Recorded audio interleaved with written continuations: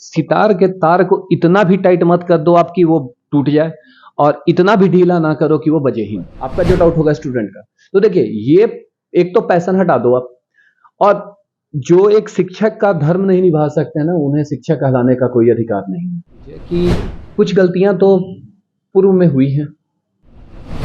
शिक्षक दिवस देश भर में धूम है। तमाम शिष्य अपने गुरु को आज नमन कर रहे हैं। हमारे साथ एक गुरु हमारे साथ दिख रहे होंगे, डिजिटल गुरु जी हैं। हालांकि कोविड के बाद लगातार शिक्षक और छात्रों के बीच का जो एक तालमेल है, एक रिश्ता वर्चुअली बन गया। ऑफलाइन वाले शिक्षक भी ऑनलाइन हो गए, शिक्षक और छात्र दूर होते हुए भी काफी करीब हो गए। आज के समय में जब संस्कारों की बात होती है, गुरु और शिष्य के ज्ञान की बात होती है, वैसे में डिजिटल बच्चों से जुड़ने वाले, वर्चुअल एक दूसरे को जानने समझने वाले गुरु जी क्या कुछ सोचते हैं। हमारे साथ सुशांत कुमार भारद्वाज हैं, शिक्षक हैं, अपना यूट्यूब क्लासेज लेते हैं, यूट्यूब पर क्लासेज देते हैं, डिजिटली देश भर के बच्चों को पढ़ाते हैं।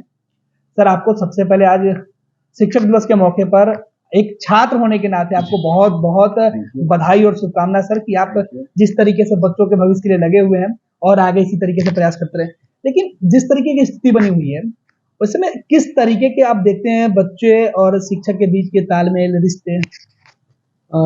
देखिए, डिजिटली जब अगर आप बात कर रहे हैं ना, तो डिजिटली अगर हम लोग बात करें तो डिजिटली में होता क्या है कि आपका मानना है कि अटैचमेंट्स नहीं होते हैं।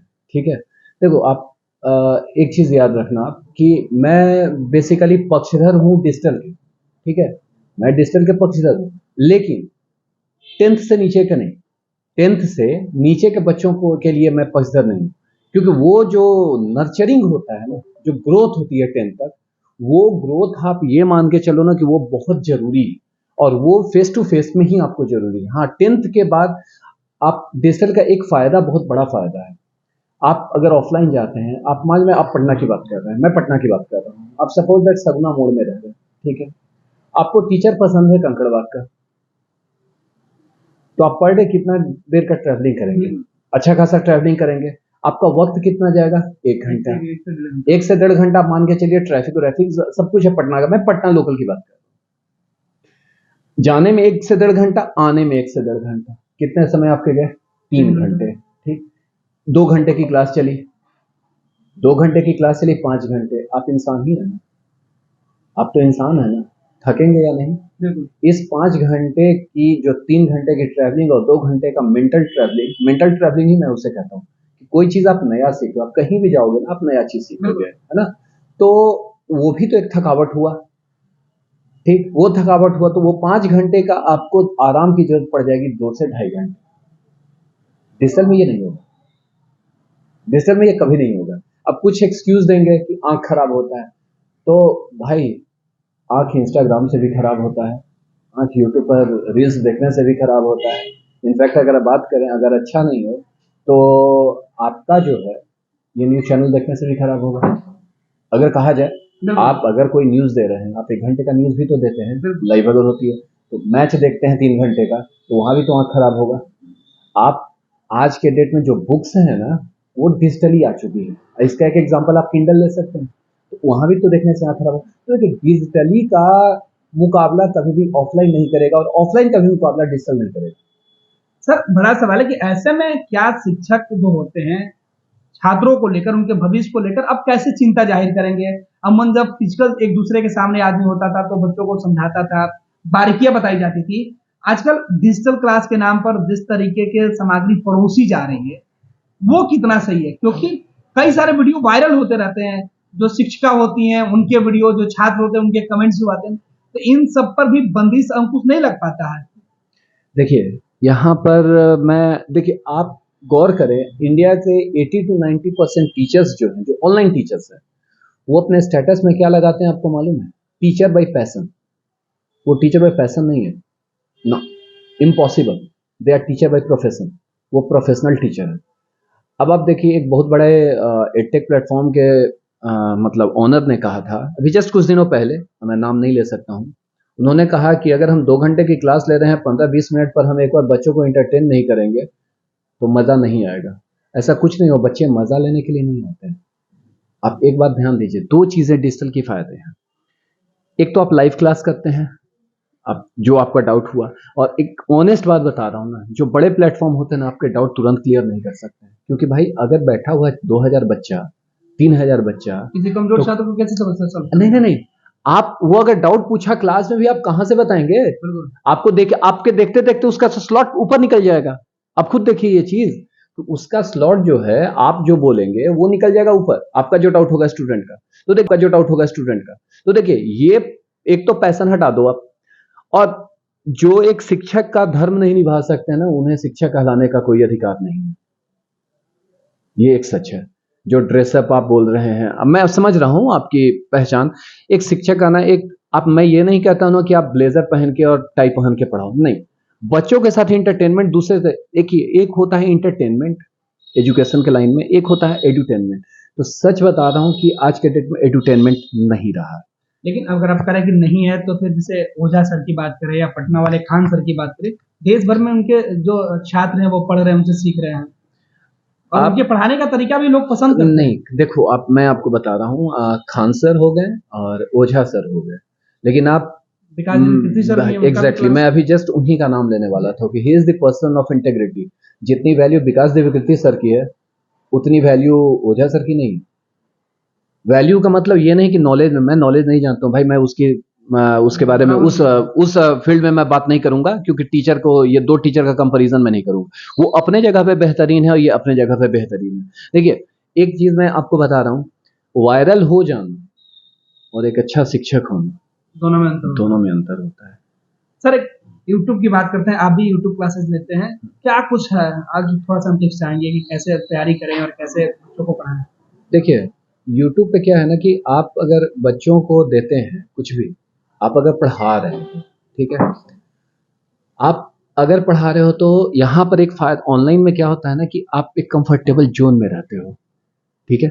जैसे आप घर से क्लास ले रहे हो, सपोज दैट, मैक्सिमम लोग तो टीचर तो यही कर रहे हैं।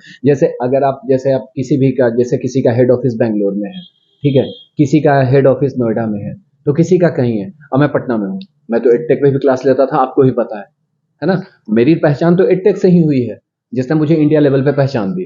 मुझे बिहार में कोई एडटेक नहीं है जो मुझे पहचान देगा। आज मैं ऑफलाइन ही पढ़ाता हूँ, ऐसा मैं नहीं कहूंगा, लेकिन उनका एक एडवर्टाइजमेंट भी नहीं है, एक एडवर्टाइजमेंट भी नहीं है, लेकिन मुझे पहचान तो उन्होंने दी, एडटेक ने।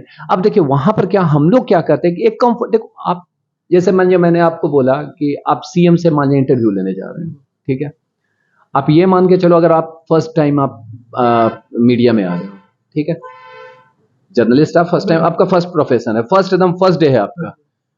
आपको अगर मैंने कहा कि आप सीएम का इंटरव्यू लो, आप क्या करोगे? घबराहट तो होगी, बेचैनी होगी। तो यही एडटेक में भी होता है, स्टूडेंट के साथ भी यही होता है। पहला क्लास कि नहीं, एडटेक में अच्छा नहीं पढ़ाते हैं।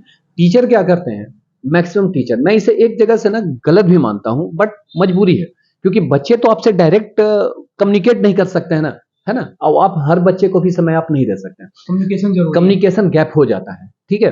तो यहां पर क्या होता है, टीचर ऐसा आपको पढ़ाता है, ऐसा आपको कोई भी टीचर, मैं XYZ किसी भी टीचर, मैं हूं या कोई हूं, अगर ऑनेस्टली वो ऑनलाइन पढ़ा रहे हैं ना, वो कोशिश यही करेंगे ना कि बच्चे को कहीं डाउट आए ही ना।